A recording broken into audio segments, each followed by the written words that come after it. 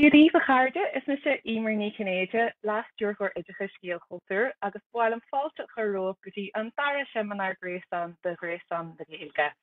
Is tionscanú gréasan na Gaeilge atá tíirthe ar gunne arbí ar spéis leis an dhéalaigh nó bhfuil buinteachú leithí fólamjóirí, cainteoirí lífa agus fóstacha do chuid na hairne le publi ina másc. An taú leo tuiscint níos fearr a bheith acu ar na gartatanga atá acu ar na dulgastanga atá le cólíú acu san anad ibre agus han ólas bhí hAcmhainní agus imachtaí a chur ar fáil han taú leo lena náistear teanga héin. Is é cormach brachnach banisteúir tionscadal foclóireachta áras na Gaeilge a bheits a caintlinn inniu. Tá an-dul han cinn déanta in áras na foclóireachta in Éirinn le breis is 10 anuas. Agus tá fáil ag pobal na Gaeilge ar aisina foclóra den scoth ar Líne inis mar gheall ar an obair mhór seo. Agus tá na hAcmhainní seo an-dul chuir go deo dólamjóirí agus do cainteoirí lífa ar éin, agus buint ar leas asú i réimse lehan airne lecha. Bunim héin úsáid asú go léithúil agus tá cinse go bhain an gachtaine anseo úsáid asú go hán denna fásta. Inniu be cormac a caintlinn maidir leis na bailí ar feidirlinn Lántairbhe a bhaint as na hAcmhainní foclóra atá ar Líne. Mar hí an sesiún seo timpeall leathuair a clig agus an sin ag an deirú be deis agus sé ceisna a chur ar chormac. Mar sin gan na heilú muile bhfuil an fáilte a chur ribh chormac brachnach. Dímar agus gur mágah se as tactiseach bheit géiste clumsa gam láin. Dúireadh beidir chun píosa cúlar a thuirt ar an gcéaddul síos maidir leis na hAcmhainní foclóireachta agus an bhaint atá ag Foras na Gaeilge le cuasaí foclóireachta. Nuair a bunaíodh Foras na Gaeilge ag deireadh na nóchadaí ar cheann na cuairimí reachtúla a leigech ar an bhoras bhí forbairt na foclóireachta agus na tearmaíochta. Agus aithníodh an tamsan go raibh géará le foclóirí nua bhí foclóir de bháildrithe timpeall beidir 5 bliana státa an tamsan agus foclóir í ghónal beidir 3 bliana státa an tamsan agus bhí ní héon bhré go rá gur ligach gort na foclóireachta chun baine an tamsan. Agus géará le foclóirí nua agus chuirigh tús láithreach le forbairt Foclóir Nua Béarla-Gaeilge in timpeall 2000 chuirigh tús le céim na planála agus díg ar níag bhí cúpla comórtas poiblí le achtáil bhí an taobh béarla den Foclóir le scríomh ar dúis agus an son bhí an taobh Gaeilge ar nó le chuirla sin. Fáil siach foclóir.ie an chéad scír fáil siach é in 2013 agus fáil siach an scír déirigh den Foclóir in míonár 27 agus ó hin tá app scríte chomá tá an leabhar an Concise English-Irish Dictionary sé sin an leabhar mór dearg tá sé sin fáilsethe agus anuas ar sin chuirigh teanglann.ie ar Líne mí dhearfóir 23. Rud nach raibh na bun fleananna ach a tháinig chun cinn de réir mar bhí an obair idir lámha ar foclóir.ie. An rud a Harlan san ag raibh leaganacha digitacha in de foclóirí ghónal agus de foclóir de bháildrithe ar fáil ag agurthirí an tiúnscadal ag an am agus aithníodh go gcuirteach pobal na Gaeilge pobal na teanga an a spéis sna leaganacha digitacha agus beartaíoch iad a chur ar fáil sé an aisce go poiblí ag an am. Agus is tócha gur cinna maithe bhí ann agus tá sé sin le feiscint sna figúirí gach bliain bí an breis 2,000 duine úsáid na dáthaíomh sin 2,000 ag foclóir agus 2,000 ag teanglann chomá. Mar sin is léir bhfuil anna thóir ag pobal na teanga ar na hAcmhainní seo. Sa teomaranga ach taobh mutain den teomaranga chomá dúireadh daoine bhíon imón agurthireachta nó imón aistriúcháin, irisisiúirí agus mór an daoine eile dúireadh daoine go spéisiúcha sa teanga chomá. Ach péascéile an rud atá gceiste gomsa dhéanamh inniu ná roinnt leideanna thuairtíomh ar conas na suíomhanna úsáid chomá agus is féidir. agus so cadíad na rudí breise is féidir dhéanamh agus is tócha goil job le déanamh a gcuine margheall seo tá na síomhanna có láidir agus có cuachtach san agus buinean golóir daoine Lántairbhe agus lánúsáidas na síomhanna ach tá roinnt daoine eile nachfuil omláin feasach nó ólach na slite éagsúla agus na rudí go léir atá fáil na síomhanna mar sin bhhalamsa más féidir cuid na rudí breise a haspáint íomh agus tá cinnte goil sibh ólach a roinnt fatan rudí seo ach le cúnamh é fé lehanní go héin nó fiche chun dó beag rud nó go fála mé gachtain ansa. Mar sin, an chéad rud mar sin ná an legan amach tá na síomhanna. Agus tá foclóir agus teanglann mar an ggéine sa tlí seo. Mar sin, ag bar na iontráile tá an iontráil hain, tá agus sa chasa úsáid míad lab. Tá an iontráil hain, tá gá chiall, tá ibre hain agus ibre dó an chiall a bhaineann le science lab agus an chiall sin an gaiir. So ag bar na iontráile bíon an iontráil hain, an san iontráile go gheall sin related entries agus rud a Harlíonn ansa agus seo ceann na buntáistí mór a bhaineann le bheith fáilisiú ar líne ná aimsítear gach ile iontráil eile ina bhfuil an focal lab nó díorthacht an focal lab. Agus sa casa is focal réasúnta shampla atá ann níl goin ach an tain iontráil eile sa bhanachar sonraí sin language lab. So sin go bunus is buile faoi thuairim sin atá dhéanamh an ríomhare beidir gur lab a bhí a tastáilt an úsáidóir ach beidir gur rud ag an eile bhí a tastáilt agus seo sampla nó seo roinnt rudí eile go méidir gur raibh i gceiste agat cuardach dhéanamh orthu. Agus an san is dócha an áid go bhfuil an severus is mó le fáil ná sna phrásaí agus sampla úsáide atá fé iontrálacha eile. Agus sin gach áit eile sa bhoclóir in éon iontráil eile, éon áit eile ina bhfuil an focal lab. Mar sin tá, he spent the day closeted in the lab. The labs are the engine room of the department agus chemicals must be stored in the lab.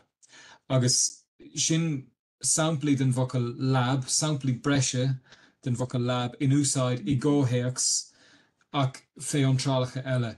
Agus a ríist sin ceann na buntáistí móra a bhaineann leis an bhailsiú ar Líne, da méfach chun tacht ar lab fé closet, engine room nó store, go bunusach bhechart I bhoclóir chlóite, go bunusach bhechart an foclóir álam de glan bheabhar. Níl éon slí go rithach sé leat dulgadí an iontráil store chun sampla den focal lab a aimsiú. Mar sin is rud anna chlichte an talgartum cuardaigh nó search algorithm atá úsáid ar foclóir.ie agus ar teanglann comma agus is sin a bhíon golóir daoine bra aimsíonn siad an bunaistrúchan atá uthe ach anna chuid den am cuirtar an bunaistrúchan san na ggóthaíochs in áiteanna eile san iontráil. Mar sin is fiú go mór scroláil síos a gcónaí go dtí na iontrálacha nó na habartí samplacha san. So chun súla chaithimh mar sin ar na iontrálacha agus ar na síomhanna agus iad a ggóthaíochs réimigh go dtí foclóir.ie ar dúis agus.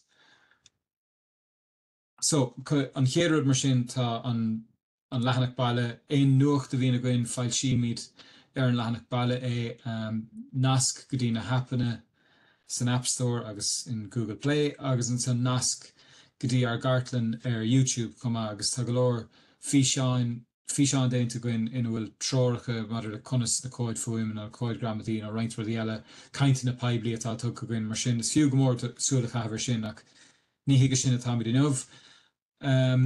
Mála sin tá nasc go dtí an tálas maidir leis sin leabhar sin an Concise English Irish Dictionary agus tá tab a goin a bhaineann le cursaí a dachais. Agus rud atá gceist an san ná PDF-anna den ólas breise atá le fáil sa leabhar. So chuirmar ábhar tosaigh agus roinnt tabla gramadí agus tá cúpla aiste maidir le cursaí Gaeilge le fáil an san comma as Gaeilge agus as béarla mar sin tá nascanna go dtí na PDF-na sin le fáil ón leathanach baile nó ag bar an leathanach i gcónaí comma.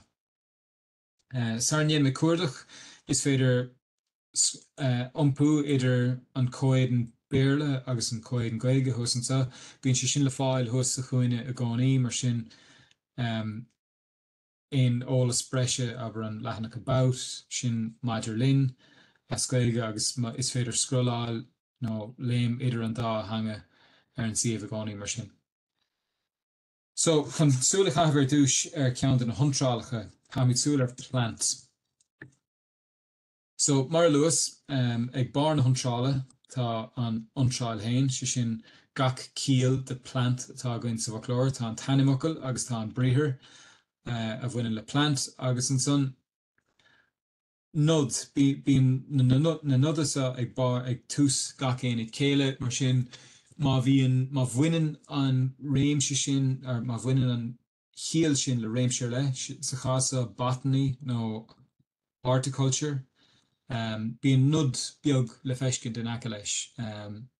A plant sa chéal spy nó mhór, a factory, a power plant, power station, large machines.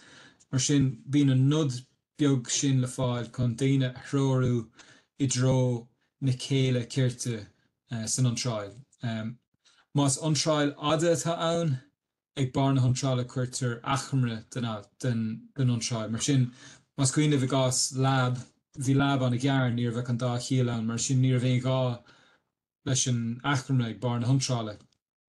Ag an gás plant tá 6 déag de chéile ann mar sin cuirtear an aicmhainní ua ibriach ag an mar. Agus rud deas fé seo ná gur féidir clicáil so más ól dit cén chéal atá uit aber gás infiltrate nó an bríthir to infiltrate is féidir clicáil ar sin agus tuairigh an riomhar síosta go dtí an chéal sin so chuirfí ceiltí the authorities planted spies amongst the staff. Mar sin is féidir clicáil ar na cín sin a gcónaí agus léimhigh an cursor go dtí an cuid sin don iontráil. So sin mar luas an bhun iontráil má scrolála míid síos mar bhí goine gás lab agus language lab tá na iontrálacha Gaeilge agus sin gach iontráil in bhfuil an focal plant in anim na iontrála. So ríist cheese plant ní rithigh sé leat go bhfuil iontráil ann le ag cheese plant I leabhar mar bheith fécinn ar an litir pí. Mar sin is maith an rud nascanna breise agus is féidir clicáil ar aon ceann san agus léimigh sé go dtí an iontráil sin. So tá suas le beidir 20 nó 30 ceann breise an san inniuil an focal plant. Agus mar luas na frásaí agus na samplaí úsáide ní bhhain go bhfuil gach plant ann ach tá gach díreach de plant comma mar sin bheith plants agus planting agus planter agus planted gach eile ceann agus is féidir scroláil síos trícha san so densely clustered plants aríist ní rithigh sé leat dul gurí clustered chun shampla den focal plant a léamh. Mar sin an tuafas severis le fáil ag bun an iontrálacha go háirithe más iontrálacha sort commónta iad bheith aber tá gaithmid súil anna hapaigh ar méic bheith na mílte shampla de méic ag bun na iontrála sin. So chun fill plant agus an cinnte bhfuil rointín ar an ólas féin stiff seo hana ach an chéad rud an na nascanna gramadaí mar sin anna chuid an má bhíonn measc a chathair nó measc a haon in aice leis an iontráil nó in aice leis an aistriúcháin is féidir clicáil ar sin agus tuigh bosca beag aníos ina bhfuil an tólas gramadaí a bhaineann leis an Foclóir Gaeilge sin. Mar sin na gás plánda is féidir eiscin gur animmocail é gúil sé firincinach gúil sé sa cheathrú díoch léine.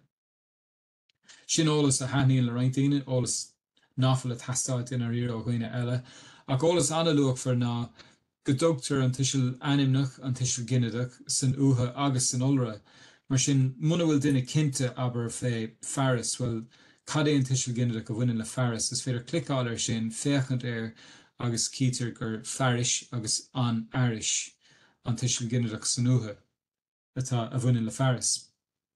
Tá sé sin álaigh I gás na mríthire comma is féidir clicáil ar verb in aice le cuir agus tuigh gach aimsir agus mó den Foclóir Gaeilge cuir aníos mar sin muna bhfuil duine cinnte cén mó cnílach a bhain le cuir is féidir clicáil sin dul is seach sa bhó cnílach agus fécinn de ríist ar uthe, olra agus an séirbhíthir chuma. Ríist tá sin tarlíonn sin a gas na nadíochtaí chuma, bíonn an bhreis céim agus an tar céim le fáil ag daoine chuma. Anuas sin tá na cóid fuaime gin ar an suíomh, mar sin más míle duine éisteacht le fuaimnú na bhocas na trí mhórchaúint sin chuig connacht, chuig mún, chuig ola is féidir clicáil ar san nílas go an bluisiigh sibh iad sa ach bhuiine mit trí lasta. Planda. Plounda. Planda.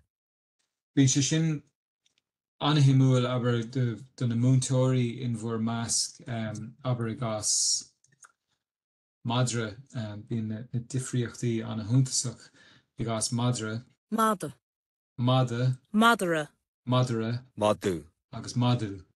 Mar sin bíonn sin spéisiúil taithníonn sé sin go mór le múntóirí go háirithe mar ábhar ceachta na difríochtaí ar na canúintí a haspáint de ghealltaí. Tá sin na cóid fuaime agus an san marluas na hiontráil go gailre ní bhain plant ach cíimiid go planted ann chumá gur legan tíorthaithe é sin so planted si sin a planted tubán bhfuil plandaí curtha ann. Anuas sin má dhéanann duine botún aber agus iad i lorg focal PLANT in seo ag an suíomh dit well ní focal é sin ach seans gur ceann duna legan duna rudí seo atá lorg agat tá algoritm ann a ríist íon bula féthuairim den méid a bheitá lorg ag duine mar sin cíimiid go plant in a measc. Agus cumála sin i bríonn sé gas na bhocail cosúil chumá mar sin focal má chuiríonn duine plant well beidir gur planet a bhí uait nó planted nó implant a bhí á lorg ag duine agus is nasc ga ceann duna na focail sin mar sin is féidir clicáil ar agus léimhiigh sé go dtí an iontráil sin. An tinnéachs an sa ar dheis is iireacht é sin sort eispéras an leabhar a thuirt don úsáidóir mar uaireanta bíon úsáidóirí rábhfuil is brealam an suíomh agus deas an rud bheith scroláil nó ag sort i dul ar fáin sa leabhar agus tacht ar iontrálacha mar sin ord na iontrálacha mar a bhéidirist i leabhar so bheith slang díreach ribhe agus an san bheith slanted díreach in dhéag agus ríist is nasc nó hippernasc gaci le ceann díobh san agus is féidir clicáil ar agus dul go dtíon iontráil. Mar sin de bunaimene ar foclóir.ie ceann duna feimna breise mar sin agus bíon an sort bar an lehannig mar seo i gcónaí agus ceann duna rudí nach úsáideann daoine mór an de réir na bhigóirí úsáide ach atá bra úsáideach agus is féidir tachtar go leor sebhris ann chumán agus an aimim sin an cuarda casta má clicálann si bhar an gcuarda casta is féidir cuarda breise dhéanamh so aber dastóch ó bhúntóir ceachta dhéanamh ar chuirsaí staire is féidir an réimse ranú mar sin tá go leor réimsí mar chonicmar a gas plant agus botany agus i gas botany agus horticulture tá na réimsí sin go léir le fáil mar sin aber dá gluálamíist ar stair agus cuardach dhéanamh. Tagan an suíomh ar gach ile iontráil ina bhfuil an lipéad stair áit éigean agus cíimiid go leor Anglo-Irish Treaty agus is féidir scroláil ar ag tríthe san Botany Bay, Black Death, Berlin Wall mar sin go leor téirmí staire le fáil go leor den iontrálacha san ina bhfuil an lipéad stair le fáil agus tagann siad a níos mar lista agus féidir ceacht nó a léad a chur le chéile mar sin. Ní bhain gur féidir cuarda chéanamh de réir réimse agus féidir cuarda chéanamh de réir ran cainte chumá mar sin aber dá dastóchuid tacht ar na hintríochtaí go léir na interjections a ríist is féidir cuarda chéanamh agus thiocach shampla nó thiocach lista níos den na hintríochtaí go léir tá sa foclóir mar sin bless nó bravo nó brilliant sin na hintríochtaí go léir atá mar cáilte sa foclóir. Anuas sin is féidir aber an stíl Around mar sin aber dastóch go gona tacht ar an ngarsúlacht go léir nó an gnáchaint nó na termí technúla go léir sa bhoclóir is féidir clicáil ar sin.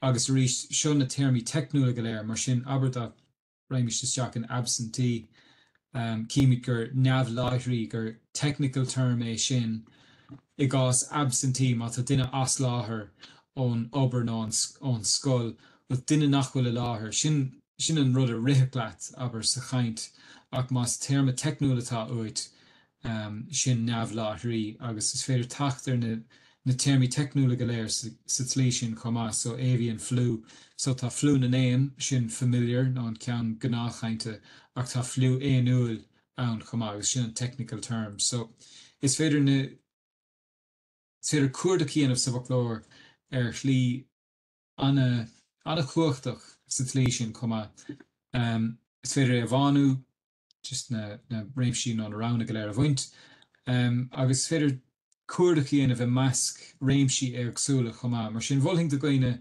tríle bhaint as san is fánach an áit go bhaidfá glumach agus seo sort na hard aimimene ar an suíomh agus buinean na daine a bhuiinean úsáid as na feimimene seo buinean siad anna leas asta.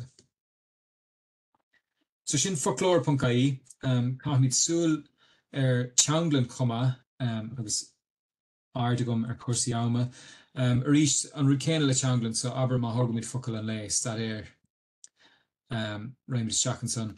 Má bhíonn an tab lasta cílíonn sé sin go bhfuil ábhar éigean ann ina bhfuil stad air so dar nó tá stad air le fáil i bhoclóireachta tá stad air le fáil sa bhoclóir beag I gás de bháildrithe tá stad air le fáil mar aistriúcháin ar go leor an trálacha mar sin tá cód gramadí agus tá cód fáilíochta goin le haig stad air chomá aber lor gomist study cíimiid nafil éon cód gramadí goin de study dar nó ní gná doine ólas gramadí béarla chur fáil ní léon cód fáilíochta goin le haig study agus is foclóir aon tangach é an foclóir beag mar sin ní bheith an focail study le fáil an ach an irid. Dar nó tá iontráil in EID nó I bhoclóir de bháildrithe le haig study agus tá se le fáil mar aistriúcháin I bhoclóireachta chomá. Féacham túin mar sin ar agus tá na feimimene mórán mar an ggéine tá an legan amach héimi gurí stad air ríist tá an bhun iontráil ag an mar agus an son tá hábhar táinisteach le fáil ag an mon. Tá an tinnéachs le fáil ríist dúireach mar tá sa leabhar sin a dul ó iontráil go iontráil ceann ar ceann. So chun ceann is luachfra dúine inniu ná an tólas gramadí a héimiid isteach ansa cíimiid gofuil an tólas an bunólas gramadí le fáil a bhfuine le stad air ach chomáile sin tá 3 gramadí ar fáil agus seo ceann na háisina is tócha is mó a haíonn le húsáidóirí nó feimid go leor aiseáil is mé ar seo mar sin aber má thugamid scoil agus maith Tá na rialacha gramadí a bhainean tá na rialacha gramadí sa Gaeilge a bhainean le hadiíochtaí anna rialta agus an buntáiste bhainean le sin ná gur féidir iad a bhhaine don riomhre go bunúsach. Mar sin is féidir ará leis an riomhre cuir an tainimeacail agus an adíocht seo le chéile agus ní gá go dhéanana díist cíal le chéile fiú tá an riomhre ná ní de chuir le chéile. Mar sin an scoil bhaith agus an san si gineadach na scoile maithe agus dar nó tá an nóta ann gur uaireanta go mbíonn an tuisil ainmneach nó go hondúil gur bé an tuisil ainmneach úsáidtear an áit an gcineadh ag lorg na scoile maithe nar bhíonn an tailteann ach ag lorg scoil bhaith nar nach mbíonn an tailteann. Agus an san tá an tólas ann san uimhir olra chomá. Éirinn sin níos cuachtaí fós is féidir aber réamhacail a chur ann agus animacail agus adíocht so aber do agus tógamid fuineog agus tógamid mhór. sin is féidir goléir chuir isteach le chéile, agus breis bíon an 3 gramataí cogant leis, agus tagan an freagre nó an tolas amach. Duine mhór gan leis an uascamóg, agus don duine mhór. Duine go móra agus duine faoine go móra. Is féidir sin íanamh leis an aidíocht halamhach chomá, sin aber thugmid ár. Sin ár bhuine mhór, agus an son é sin sa ghinneadach agus sa nutha agus san ollra chomá. Mar sin tá an tuafás rana ann agus táid gon carló chomá, bhálinn suirt go mbeadh gach rial is féidir a bhuine de riomhre, bhálinn iad san goléir a bhuine don riomhre ná chur fáil sa 3 gramadaí, mar sin níl deire déanta going fáil. Píosa beag eile is féidir an iarmhír phreise a chur leis chomá, mar sin tá ábhaine óg ach más mílinn an iarmhír phreise chur leis is féidir tic chur sa bhosca, agus ábhaine óg na. An ceann is potíanta stocha ná ceann, má cheann. Mar sin tá má cheannsa, má chinse, má cheannsa. Mar sin is fé agus athraíonn sin dar nó de réir mar athraítear an aidíocht halamhach mar sin bhór geannsa. Mar sin is fiú súla chaithbhar sin is fiú tríal a bhaint as agus úsáid a bhaint as. An rud céine le foclóir.ie tá na cód fáilíochta going seo chomá. Madu. Mada. Madara. Agus rud breise atá le chur leis an suíomh going go lua, ná tá mit tar éis tafad dhéanamh na mílte cód fuaime breise. Mar sin ní bhaint sna hainimeachil agus na hadaíochtaí agus animnacha na mríthire, ach tá mit tar éis gach aimseir agus gach mó duna bríthir neamhréalta go léir agus beidir 10 eile de bhríthir rialta a hafada chomá. Mar sin seo an chuma a bheith teanglan sarabhad tásúla goin beag cód gramadaí chuig chonacht chuig mún agus chuig ola in aice le gach aimseir agus gach mó dearfach dúilteach agus ceisteach le fáil ansa. Mar sin arís níos go an gluisigh sibh é seo ach Dúramar. Dúramáid. Duramar. agus arís sa Ní róramar. Ní dúramáid. Ní Duramar. mar sin tásúla goin nach fada uainn an lá go mbeidh siad san goléir le fáil ar an suíomh chomá. Abrim. Abrim. Abram. An na cóid tafata goin tá píosa rialú cáilíochta le duine goin ar na cóid ach ní fada uainn an lá go mbeidh siad le fáil ar an suíomh agus sa legan amach fin tab gramadaí mar go sin an áit is cíalmhre is tócha chuníd sanna chur. Mar sin bhfuil le rágam fin na suíomhanna ach chaithmid súil anahapig ar na planana atá goin agus ar an obair atá idir lámha goin fé láthair agus an son beidh bras asta ghlacha le rainn ceisteanna ag an deire. Mar sin an rud ar bhfuil míid obair fé láthair ná gá foclóir nua go bunúsach, so tá míid obair ar foclóir nua Béarla sin córba ar foclóirí ghónal agus tá míid obair ar foclóir aontangach Gaeilge chomá agus stoch an chuirsíos is fearr ar foclóir aontangach nó cad is foclóir aontangach Gaeilge ann. Ná aber lehéad Collins nó Macmillan nó an Oxford English Dictionary legan Gaeilge de cheandaíobh sin go bunúsach mar sin focail as Gaeilge agus sanmhíonachán as Gaeilge ar an bhocail san. Beidh 8,000 aonad céile an ceann sna foclóirí sin agus chun bhfuil cad is 8,000 aonad céile ann. Sin comór leis an Concise English Irish Dictionary. Tá 8,000 aonad céile sa ceann san. Mar sin beidh gá foclóir nua ar Líne a gcuin atá comór leis an Concise English Irish Dictionary.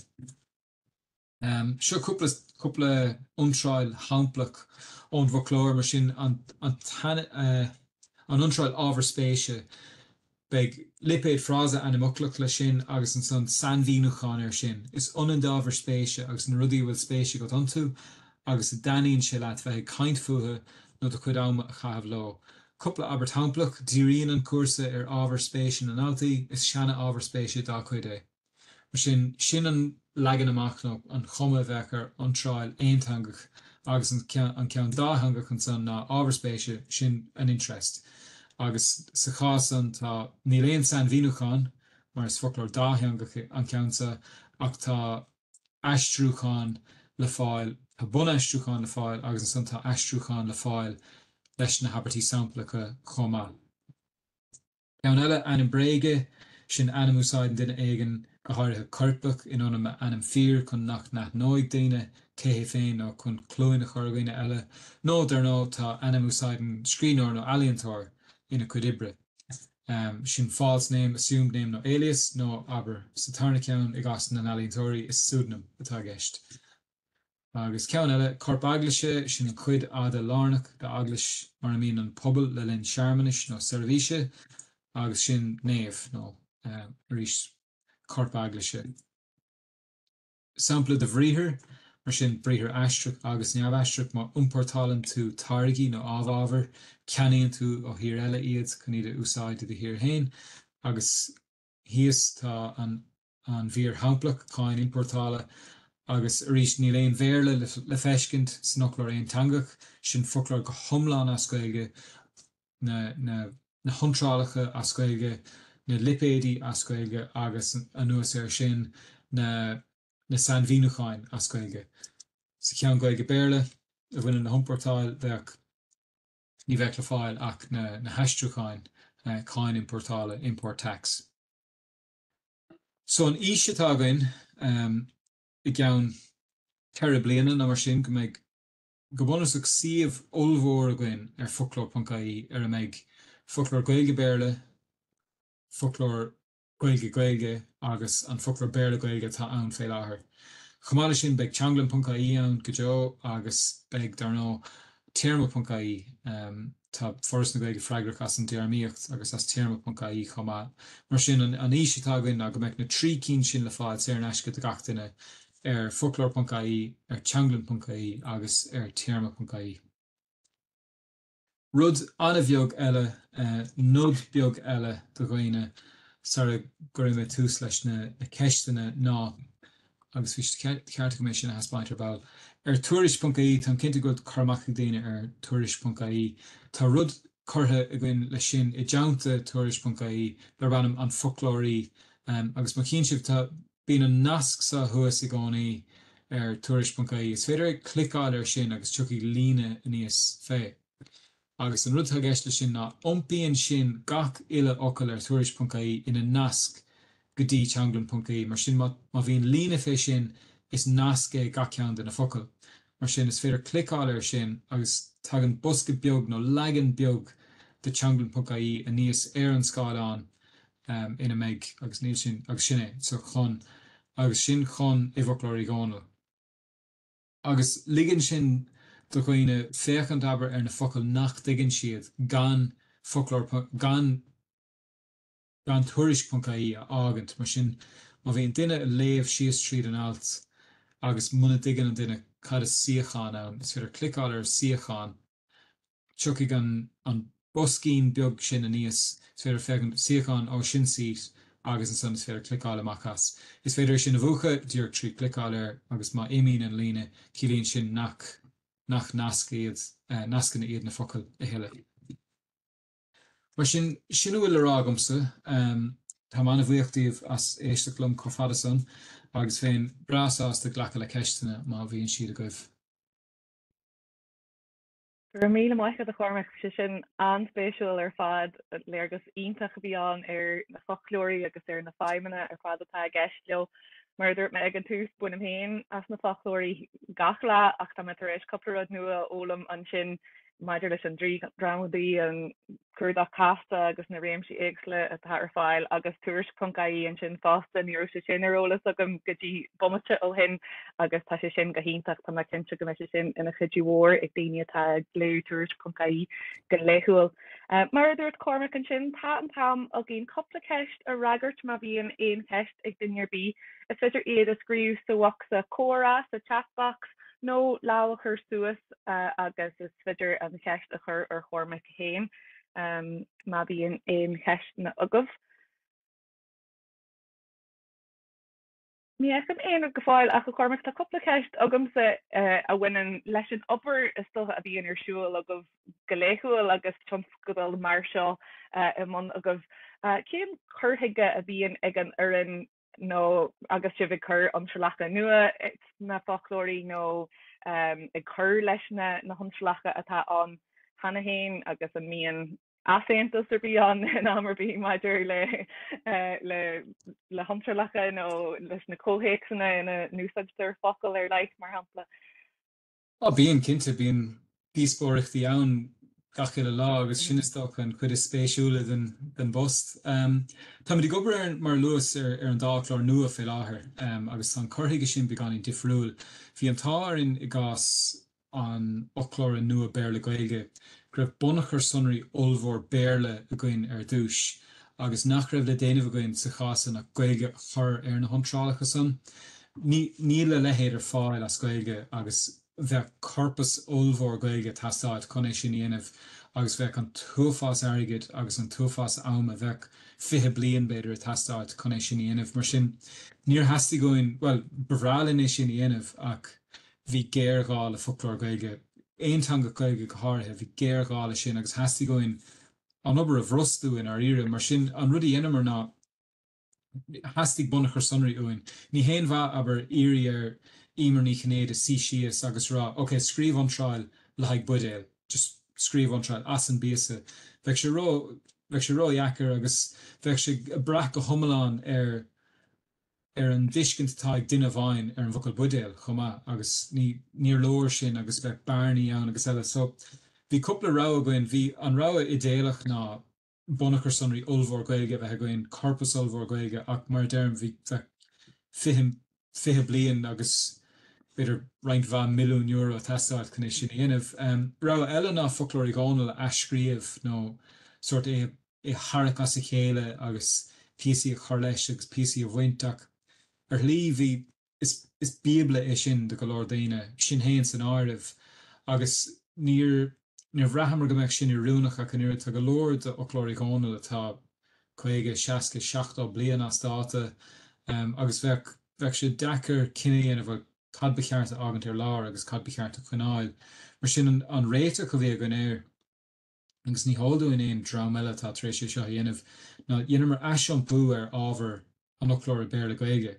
Mar sin gach aistriúcháin iompaíocha sin ina ceannacail agus gach ceannacail iompaíocha ina aistriúcháin. Ná ní bríonn sin ag beáile duine i gás aber selfie.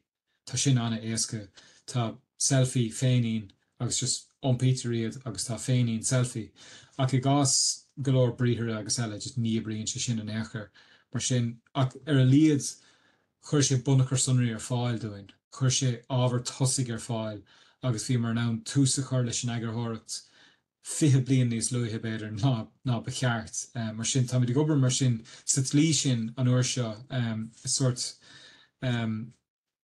gá-chlór scríomh ar lí a bhadníos tapúla sa tlí sin. Maidir le díospóireachtaí tantáirn go mííon díospóireachtaí agus bearlinn a bhd go mbeadh sin ann ná go mbeadh eagarthirí ag obair leo gan a bheith machnamh nó smaoinemh ar an obair agus gan sort tuairimí a léirú agus eile. Mar sin bíonn sé bhd níos luach for a dóine nar bhíon daoine sásta tuairimí a léirú agus an díospóireach sin a bheith cá.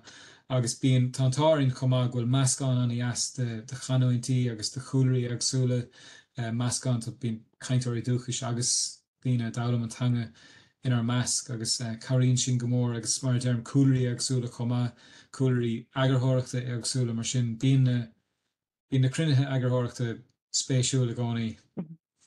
Tá mai cinnte go mííon agus Louis tú stoch an na coolrí éagsúla bhíon ar atá ag daoine tá gobar ar an ach míon díospóireachtaí an tá go gneann tú bhíar cinál béim a chur ar an teanga beo stocha an teanga úsaidir idir sin agus beidir sibras na teanga nó beidir legannacha tá sean bunaithe beidir míonn deachar an choromíocht sin a aimimsú idir an dárad. Yeah, cinnte bíon, but is mar luigh tú is cás linne an tanga a léirú tú chuoine sa rucht in bhfuil si sa látá bhan.